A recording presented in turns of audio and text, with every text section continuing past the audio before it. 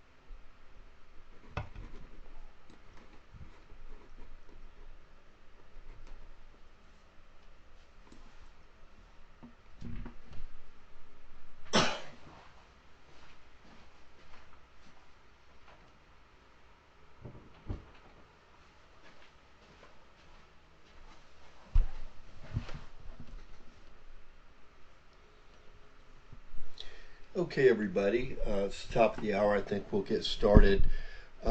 Thanks for joining us today. Again, my name is Vic Turner and I'm a sales engineer here at Sage with the Construction Real Estate Division. Before we get started, I just want to go over a couple of housekeeping rules here. For a clean listening experience, everybody's been muted for today's call, but if you have any questions, please type them in the chat box in the GoToMeeting window there, or GoToWebinar window, and I'm going to try and save some time up here at the end to make sure that I answer everybody's questions. So, we've got a diverse group of contractors on the call, but in this brief demonstration, I'm going to try to demonstrate to each of you how Sage 100 Contractor can address all of your needs with one integrated suite of solutions from one vendor. And no matter what type of construction you do, even maybe if you only do service work or you do service and construction work.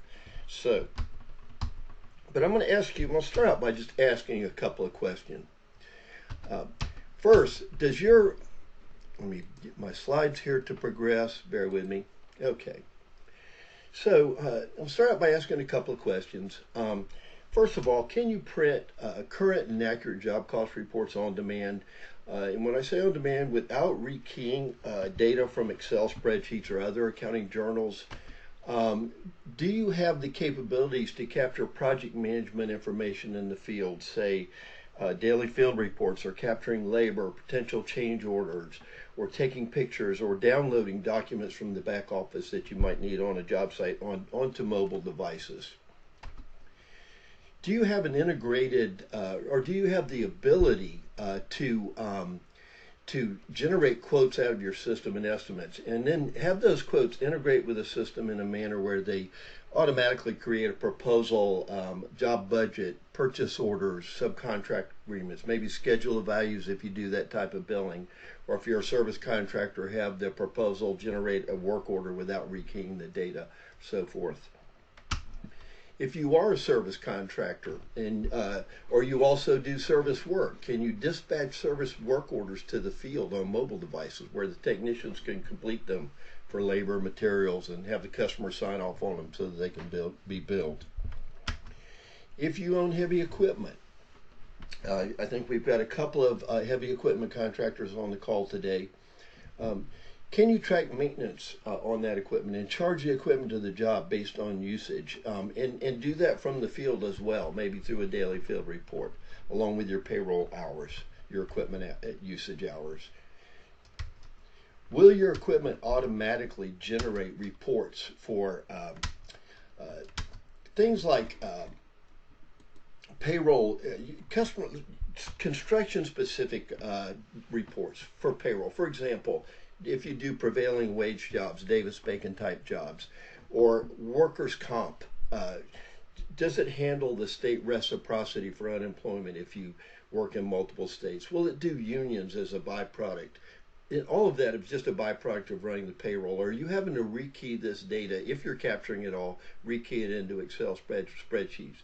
And then can you generate construction specific billing, such as the AIAG 702 on a schedule of values, or automatically generate a time and material bill with the proper markups just as a byproduct of your accounting, or generate a unitary billing if you're maybe a heavy equipment contractor and your contracts are on a unit basis? And can you do it all in one system? And can you do it on demand with the push of a button? Is it current and accurate? And once again, can you do this without rekeying the information from Excel spreadsheets and other accounting journals? So Sage 100 Contractor can do it on demand at the push of a button, current and accurate. And once again, most all of this data is going to be a byproduct of things that we have to do in the process of just paying employees, paying vendors, billing customers, etc. So let's just take a look here. I'm going to get out of my PowerPoint and I'm going to open up the Sage 100 Contractor desktop.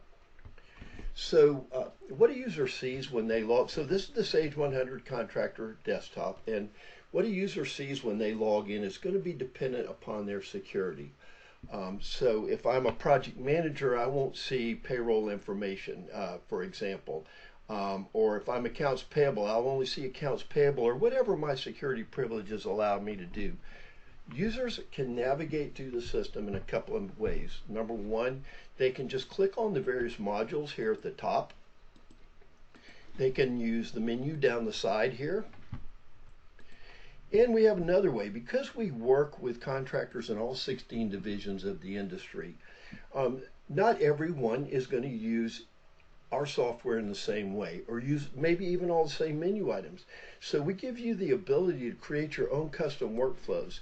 So I'm going to hide the menu here for a minute. Users have the ability to create these custom workflows so that when a user logs in, they're only seeing those things that are applicable to the work that they do.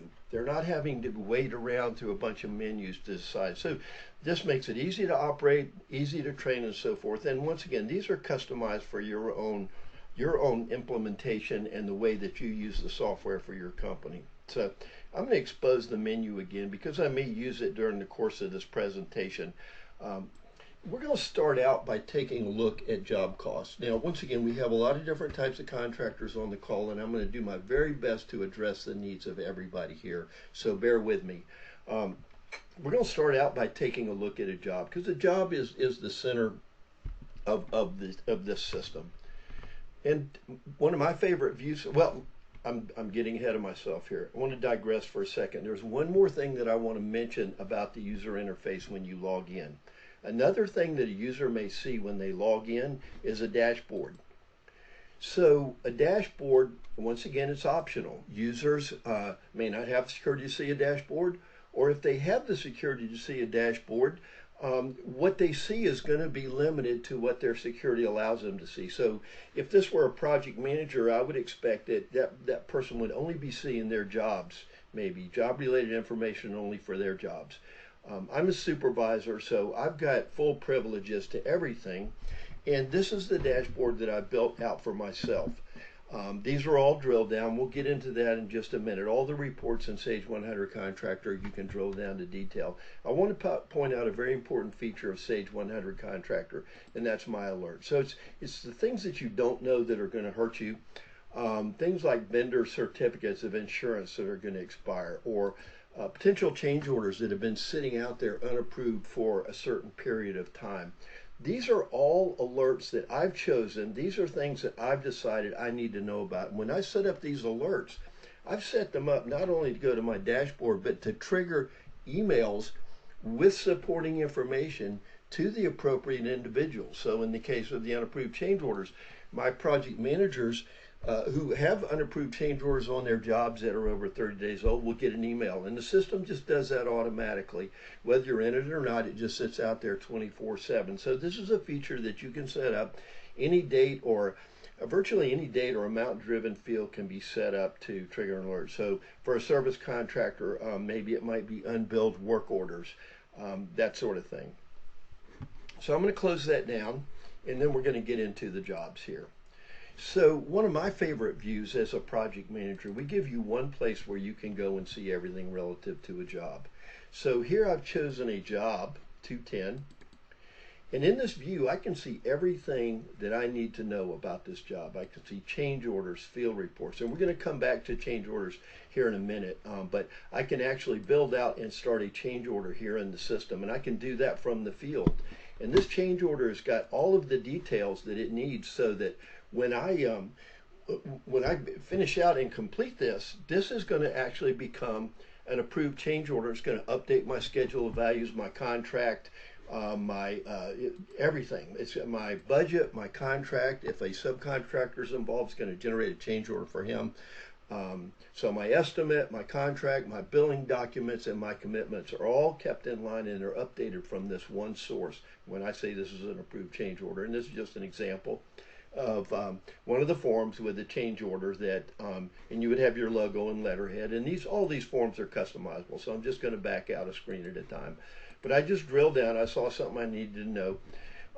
So once again, invoices, daily field reports. We're going to come back to that when we get into the mobility piece of it.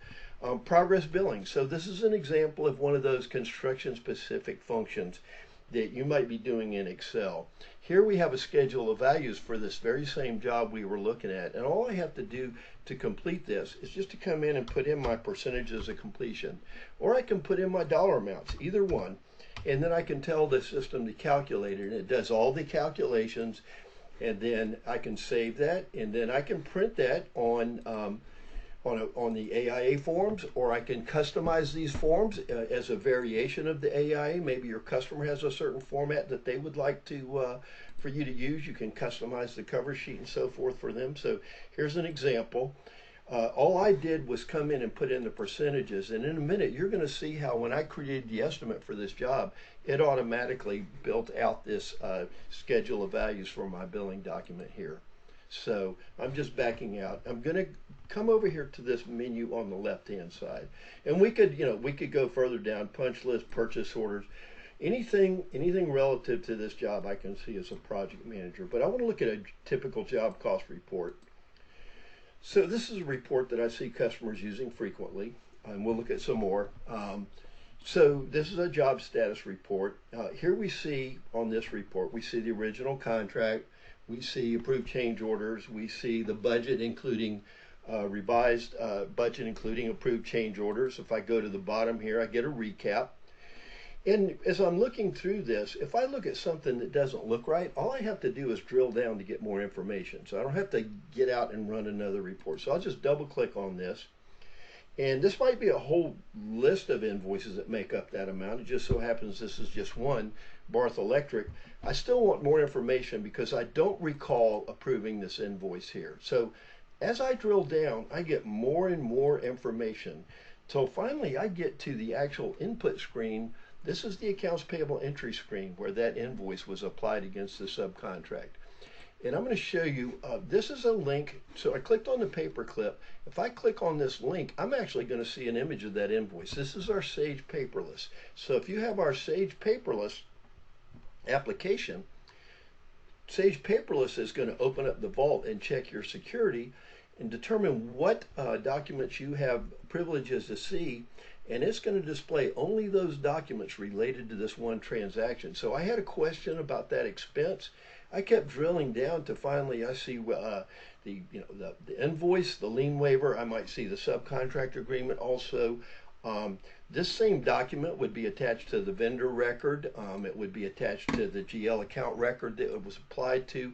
This is our Sage Paperless, our document imaging. Now you can manually attach documents, but if you are interested in our Sage Paperless, that module integrates with this, so you can enter documents as they get scanned in and route them for approval. And then when they get posted to your Sage 100, they become attached to the back office record. So I'm just backing out a screen at a time until I'm back to where I was. So that's the Sage Construction Project Center. That's just one example of how I can go to one spot and find out everything I need to know about a job. There are many other different job cost reports that are in the system. I'll print just a couple. Here's a committed cost report, for example. So here's my budget, including approved changes. Here's my cost to date. Here's my committed costs, so my outstanding purchase orders and subcontracts. So as I apply invoices against these commitments, those are going to roll over from a committed to a cost to date. This is all real-time information. Once again, I can print this at any time. I don't have to do anything extra to get this information. We're going to look at one more, and we have home builder reports. We have that do square foot, side-by-side square foot comparisons for, let's say you have three houses, 3 floor plans that are like you built 3 houses. You want to see their side-by-side square foot costs for everything, site work, concrete, framing. We have reports for that. Unfortunately, we don't have enough time to show all the reports, but you'll have a number at the end where if you're interested that you can get a one-on-one presentation specific for you. This is a report that many of you who do, any of you do fixed price contracts would have an interest in. This is my WIP report, or over under billings report. It does a number of things for me. This is just one variation, but this is showing me my jobs that I've been awarded but I haven't started. Here's my jobs that I have been awarded and I've started. And I can, once again, I can print this at any time, and I can drill down to the details on this. And again, these billings come from just by byproduct doing my billings. My costs come as a byproduct of just running payroll and accounts payable. The only extra ingredient here is maintaining those change orders and our cost to complete estimates. But if we do that, we should be able to run this report at any time. And what this report is going to do for us, especially for those people who are doing fixed price contracts or billing their jobs on a progress type billing, it's going to tell me what I've earned, because your project managers are billing that job for what they see in the ground, which may not correlate to what you spent. So we need to make an adjustment to make your income statement right. We need to adjust billings to earned revenues, and that's what this report does. This can also function as a bonding company report if you do bonded work. But what it's telling us is, hey, we're 82% complete based on cost. So if we take our actual cost and divide it by our total estimated cost, we're 82% complete. But guess what? We've billed way more than that on that contract. So we're overbilled by $89,000. I want to make an adjusting journal entry. Just one simple entry for these two numbers. One side would go to the balance sheet, one to the P&L. That would adjust my income to earned income for that month, and that number will reverse itself at the next month, so you can do it again at the end of the next month. So that's just some examples of our job cost reporting. I'm going to jump over real quick into estimating. Once again, some of you may have your own estimating tools, and I want to keep that in mind. This is a great tool if you can use it. But a lot of our customers do have their own estimating, and there's ways that you can bring your budget in from other estimating systems as well. So I'm going to open up a takeoff here, and I'm just going to create a job real quick. So I'm just going to say, we're going to start a job number 30, and we're going to call it webinar job.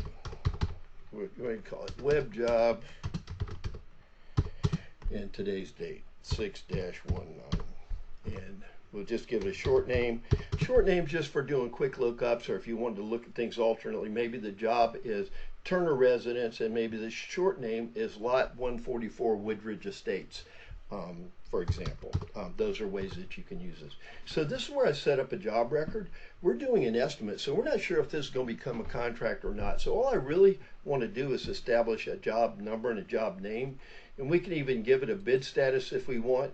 And then we can come back later if we're awarded the job, and I'm going to show you how it creates the budget and the purchase orders and so forth, and helps us buy out this job. But right now we don't have a budget, we don't have purchase orders, and we're going to come back to this after we create this estimate to show you the integration, how this system integrates here.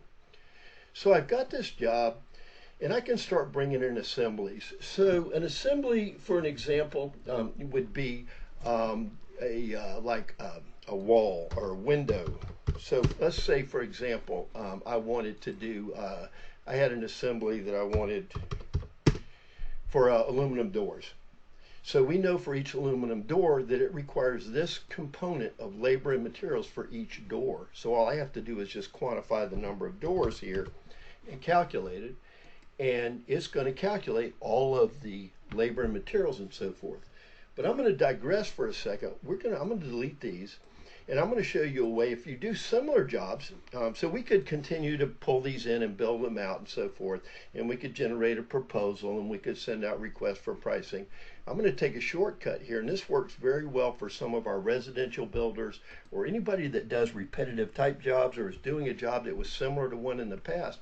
You can set up templates, or you can actually create a job from old jobs and then modify them for what's different. So I'm going to say, let's import, in this case, I've got a template. So once again, if I was a residential builder where I had a floor plan, I might want to bring in that floor plan here. And so what that's going to do for me, it's going to pull in all those parts and so forth. So, and you'll see what I'm talking about here. So I'm going to save this record. And then I'm going to show you how that's built it out. So first off, I'm going to explain these bid items. So bid items are just logical breakdowns of the way that I might decide to either build the job or bill it or build it one way or the other. We may want to look at it one way for billing and another way for managing it for cost codes. So we just have our various components of it here with all of the labor and materials. And so I'm just pulling up those different components. And you can think of this as just a spreadsheet, but it's more than just a spreadsheet because it's connected to a database of parts with all of your pricing and your vendors that buy them from that. So we've bought in this template here, and we can see that, okay, we've got this door assembly here, and we can tell it, and we integrate with a number of digital takeoff solutions here. So we're going to tell it what that quantity is here. So in our template we had 24, but maybe this one has 40 or whatever. So I'll just put in the quantity and calculate it, and it's refactored all of the labor, the material, the sales tax based on the location of the job. It knows the cost code, and I'm going to get into that in a second. So we talked about where an assembly was a combination of parts.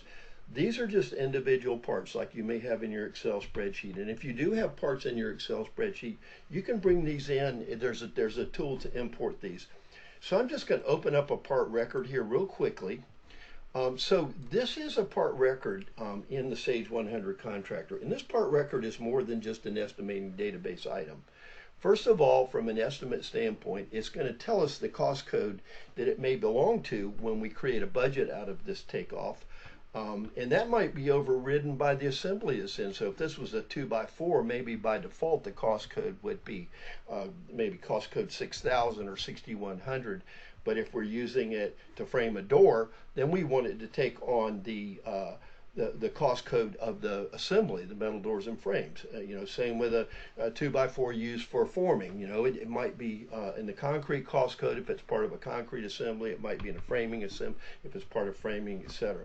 So we've got these parts, they're connected to the assembly, and as we look at this part, we can see that we've got it associated with the cost code, we've got associated with the task. Sage 100 Contractor will build you a task list, a complete Gantt chart loaded with all the resources, And so you can put in your start and finish dates on all those task items. And as you move those items in and out on a critical path, it will send notices to all of the downstream vendors and subs who might be affected, so that they know of their new revised date to come. We also see some cost in billing. So if you're a service contractor, and we're going to get into some service work here in a minute with remote work orders and that sort of thing for any of you HVAC or electrical folks out there.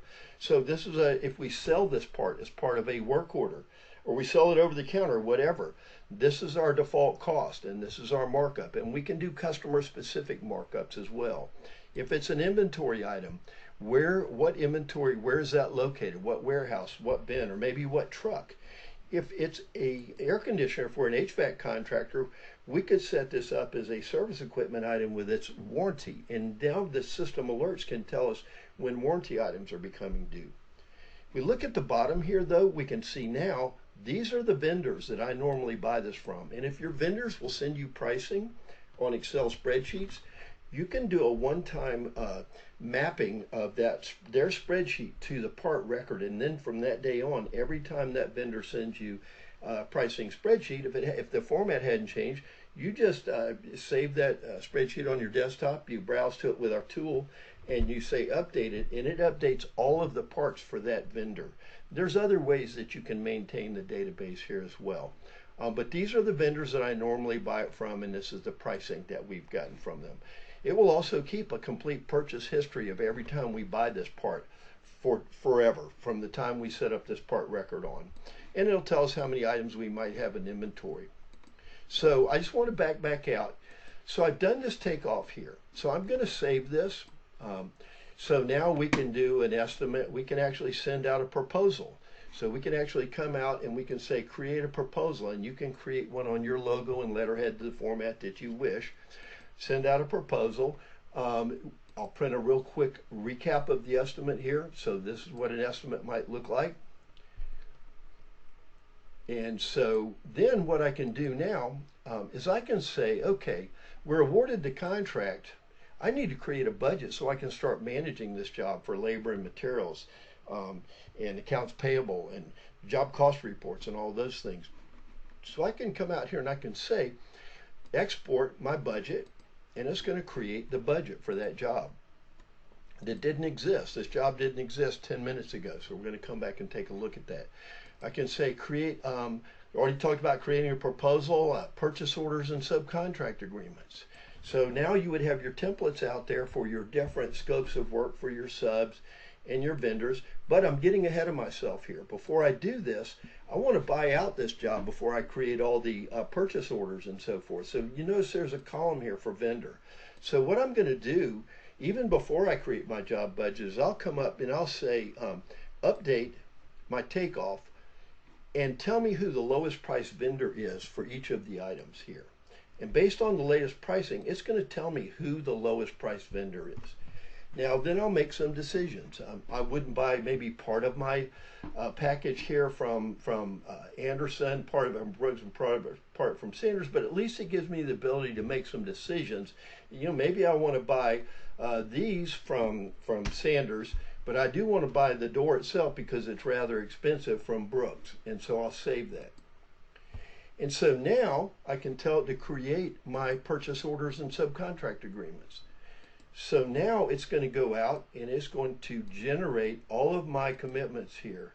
So now it's going to create all of my purchase orders and subcontracts for that job.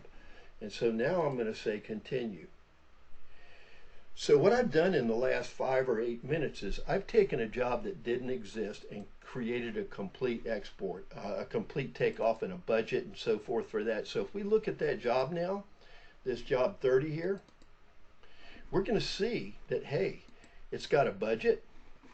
I didn't have to go back in and manually recap this in Excel. It sorted all of the parts and so forth by cost code, created my budget. So now I can start tracking my cost against it, create all of my purchase orders. So it's gone out and it's generated all of my purchase orders. And if I want to drill down on a purchase order, this is an example of what one might look like. So, and you would have your own logo and letterhead and so forth.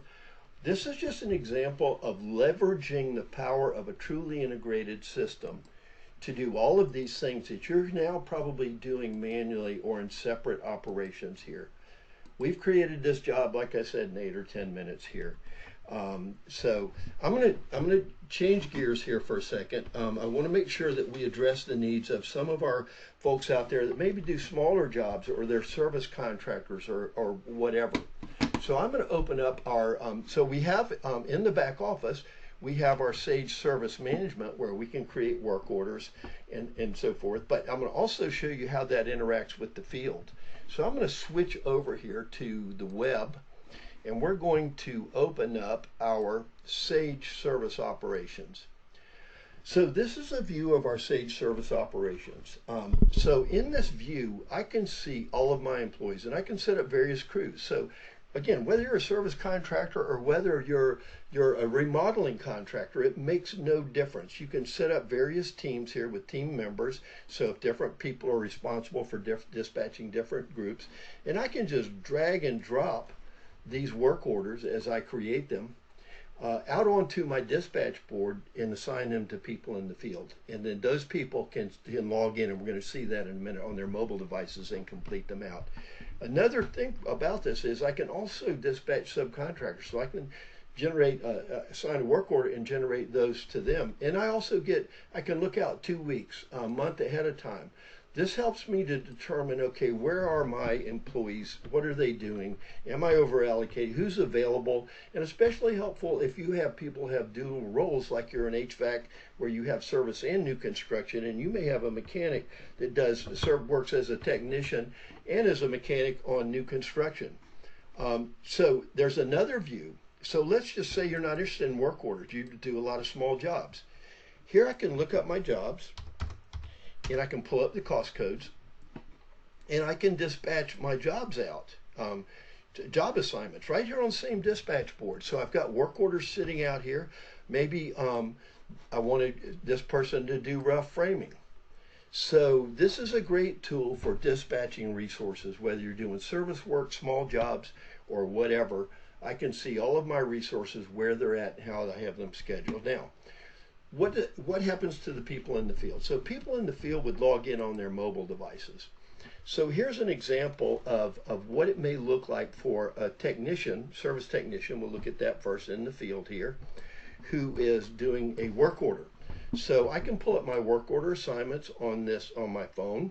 And if they're using an iPad, which I personally like just because of the increased real estate, might look like this. So I can see my assignments for the week.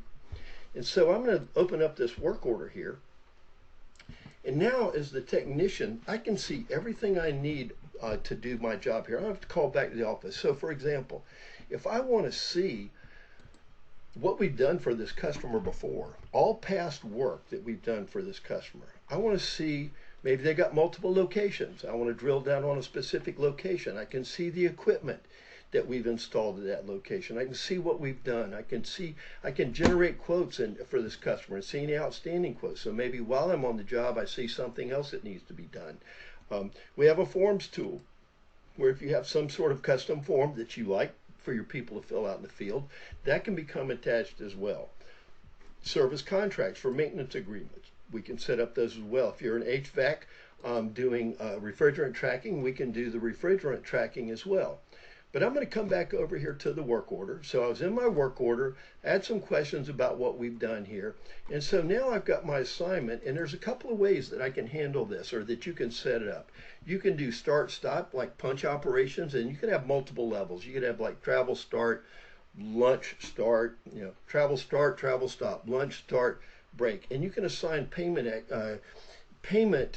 instructions to each one of these, because these labor transactions are not only going to go to bill your work order if you want to, they're also going to pass that information to your payroll. So this is one way. I can do travel start, and now it's going to start clocking my time on the job. I can also come in and just add labor. And if I'm a superintendent, or if I have a crew, I can add labor for other people on my job as well. So I can put in who the employees were, what hours. Now, an individual employee would probably only see their time, but this just gives you an idea of some of the flexibility. And you put in, okay, worked 4 hours, What did they do? You can assign cost codes to those if you wish. Default labor. We have customer specific pricing. Um, for example, what if I am repairing some of the equipment that we've installed or sold to this customer? What equipment was I working on here? So now I've got that in my history, and then I just save that. Then what I can do is I can also take pictures. I can do before and after photos of this work order. So maybe I saw something that looked funny. I can pull inventory parts off of my truck here. So I can add parts onto the truck. So if I wanted to add like a breaker or something like that, I just start typing breaker here, and it's going to pull it up. And I'll put in the quantity that I typed. That breaker didn't have a price in it, but if it did, I would have the price of the breaker would pop up here. The inventory location, I want to take it off of my truck because I'm going to get inventory reports that tell me what the restock levels, so forth and so on, for not only for my warehouse but for my truck, and I can save that. And once again, I can take photographs if I wish. So I'm just a technician. I'm out there. I'm building out this report. I mentioned that we can do sketches, so I can take a picture and I can mark it up. So, this is an example of beforehand. Maybe somebody was tampering something. We thought this was a warranty call. Maybe it's not a warranty call, whatever. And then I can generate a report for that customer to sign off on. And we do integrate with Paya, and we're developing some other integrations to take credit card information. But here you can see where I built out my work order here, and I'm going to have the customer sign it and say accept. And now that's going to pass that information back into Sage 100 Contractor. It's also going to send an email to the service person who's responsible for billing this out. I'm going to tell it what attachments, because I might want this email to go to the customer as well as to my back office, and those can be made automatic, by the way. So I just did everything I needed to do to complete out this work order here from the field, and I didn't have to call the office. And now, because I'm having mine integrate with payroll, I'm having it save this also for payroll. So I've generated a work order. I've turned around this billing really fast. I had everything I needed right at my fingertips from the field. Now the back office is billing that customer. He or she signed off on that, and we're ready to move on to our next job. Now, another aspect that I want to address are daily field reports and job information to your superintendents in the field. So let's switch gears again. Let's say you're any type of contractor who has employees out in the field. In this case, we're going to play the role of a superintendent. Here I've got my jobs. I'm going to click on my job real quick here that I want more information about. And then I can start building out that job for who is on the job. So I can do purchase orders. I can issue purchase orders from the field if you would like. That's a permission you can give or not give. You can set limits on that. We're going to come back to field reports. I can start a potential change order here, right here in the field. If I do that, that information instantly gets pushed back into Sage 100 Contractor. And even though I might not know the cost of this or ready to flag it as approved, I've got a pending change order sitting in my system. And now my alerts are sitting out there reminding everybody that, hey, you've got this potential change order out there that needs to be finished. So I can do all of these things right here from the field, just like I can do on a work order. I can take before and after pictures. I can take sketches. I can download things from the back office, whatever. And we're just going to say, I'm going to create the daily field report here. And so we're going to come over here to a field report. Excuse me, once again, I got ahead of myself. So we were at the job record, creating purchase orders, taking photos, whatnot. Now I'm going to go into a field report here. So within the field report itself, and I'll just open one up here. So now we're within a field report here for that job. And within the field report here, I can see the labor that's on the job. Now, as individual employees, if you have individual employees reporting their time on mobile devices, those will flow through. Any of that time for this job will flow through to the superintendent's field report here so that he can approve them, and they become part of the daily field report. Labor on the job, and once again, those labor transactions get pushed back into the system so that you can run payroll. Somebody can edit them before they run payroll. So I can add labor here. I can add subcontractors that were on the job, incidents, any incidents that were on the job. Maybe we had an accident, meeting minutes, company-owned equipment. We're going to come to that in just a minute here real quick. I want to be careful of my time here. Any production units, you can put in production units or percent complete on a job. And then from that, I can generate a daily field report. And here's an example of what that would look like here. So I'll just pull up this one. And so here's an example of a daily field report. Once again, this gets attached to the job record. All of this labor gets posted as labor costs, gets posted to payroll. I've got a daily field report here with everything that I need, a percent complete, updates my percent complete on the job, et cetera, et cetera. So that's an example of how we can use our mobile devices in the field, and we have many of those. So I'm also going to switch gears right now, and then I want to make sure we leave time to make sure we have time to answer questions here at the end here. So I'm going to come back over here real quick. Payroll, we mentioned the ability, we see all this labor coming back. Many of you, workers' comp is one of the most expensive portions of your burden here. We can generate a workers' comp report based on your rates. This is by state. It can build in your premium and your modification factor. And again, you can drill down to the time cards on these. So this strips out that half-time portion of overtime and calculates in your discounts and so forth, and you can hand this off to your auditor. We also have union reports. I mentioned union reports, certified payrolls. If you do prevailing wage jobs, we partner with Atrix. They will generate those, they will push the information up to the state websites for all of the various states that are out there. So this is just, once again, a byproduct. The system knows when you're charging labor to a certified job that what the rates are for the type of work that employee is doing, and it automatically calculates that and pulls it into this report. No extra work is required to do that. So we looked at some of the job cost reporting, the payroll reporting. I want to make sure I'm not skipping anything here. We're going to go real quickly to the equipment, and then I want to try and open up some time here. So if you do have equipment on the job that heavy equipment, like you do paving or whatever, you can set up your equipment just like an employee's. If you think about it, what's the most logical way to charge your jobs for equipment? It's based on usage, just like payroll hours. So here we can set up each piece of equipment, and then we can set up what our various cost of ownership rates are. And then we can set up our cost and our billing rates. So this is where the system retrieves what we're charging this piece of equipment out to our jobs, or externally to other jobs, to other people. If we're renting our equipment out to someone, we can also track the maintenance on this and get alerts and reminders of when that maintenance is going to expire, or when the maintenance is going to expire, when the maintenance needs to be done, or ahead of time. For that example, we can be calculating all the costs that are that from shop repairs and whatnot. And what that gives us is the ability to generate reports that then tell us how that piece of equipment is doing. So for each piece of equipment, I can see what it's costing me. I can see what I'm charging out to the jobs, and I can see, is this costing me too much? Am I undercharging for it? So forth and so on. So I've quickly tried to here show you a broad category. Again, we have many different types of contractors on the job today. So I'm going to switch back over here to my PowerPoint real quickly, and then we're going to offer time for some questions here. So I'm going to,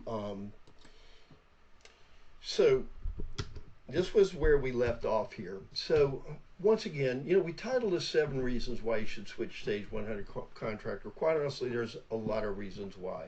But we touched on the job cost reporting. Once again, just a byproduct. It's there because we do the things that we need to do to pay people and bill people. The ability to capture information from the field on a project, pending change orders, labor transactions, so forth.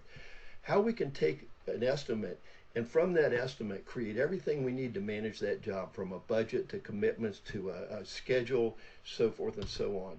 Service management, how your employees in the field can receive their work orders and assignments in the field and build those out, and be able to access all the information they need to complete their job and build that out, that work order out.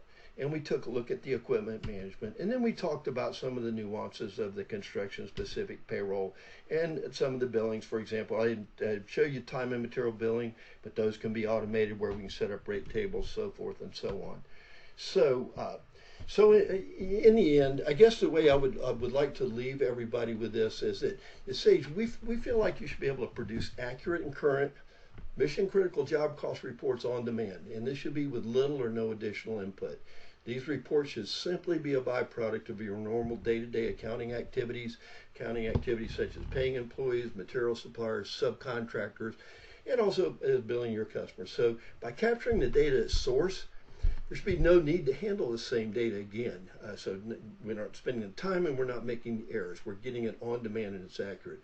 Managers in the back office are able to print accurate on-time job cost reports and financial reports to help them make spot problems and make decisions as they occur on a timely basis to prevent costly overruns and keep the jobs on schedule here. So I'm going to wrap this up now. And I'm going to, I want to show you one more informational slide here. This is a number where you can call if you want more information or a customized one-on-one presentation of the software here.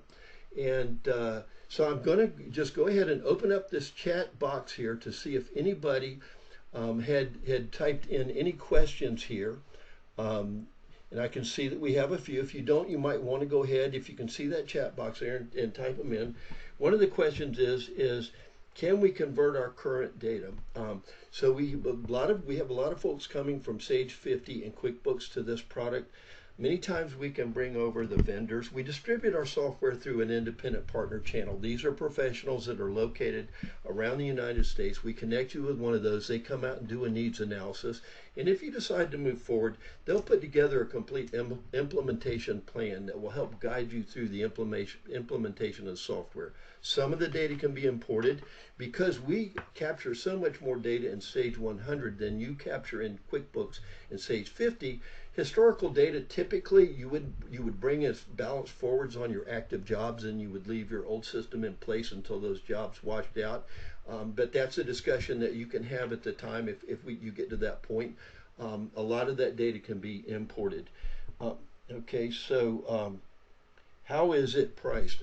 It's priced modularly by concurrent users for our back office application. So what I mean is all of the different modules for equipment costing, service management that you saw on the Sage 100 menu, those are all concurrent usages. And you buy the number of use. So if let's say you have 3 concurrent users, you could have it on 6 computers, but only 3 people could be logged in at one time. Our mobile applications are priced as a SaaS or software as a service. That's typically by named user in the field. Those are very affordable. Time entry for a single employee is as little as $6 a month, whereas a superintendent who might want to do daily field reports is $24 a month. That sort of thing. So once again, once we determine what your needs are, we can then put together a complete proposal with all of the pricing and so forth.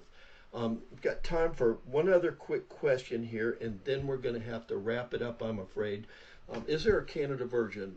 Yes, about 5 years ago we rolled out a Canada version. There are some nuances there that have to deal with retainage, which they call holdbacks, and the way that that's taxed. Obviously, there's some taxation differences over what we have here in the States. We account for all of those. So I'm going to have to close this down, folks. I do appreciate everybody joining us today. Once again, if you would like a one-on-one presentation, my name is Vic Turner, by the way. I'll go back to this first slide here, up here, so we can see. Not sure if I put my contact information, but if you'll call that number on the slide there at the end slide, and I'll go back down to the so I can see that my name, but if you'll just call this number here at the end. Let me go to the very end. My apologies here of the presentation here. So if you'll call this number and just tell them that you're interested in a one-on-one presentation, you'll get connected with the appropriate resources who can sit down and, based on a needs analysis, formatted presentation with all of the tools that are specific and the modules that are specific for you. You can also email us at sagecre@sage.com. So once again, thank you everybody for attending today, and I hope everybody has a wonderful afternoon, and I hope that we hear from you soon.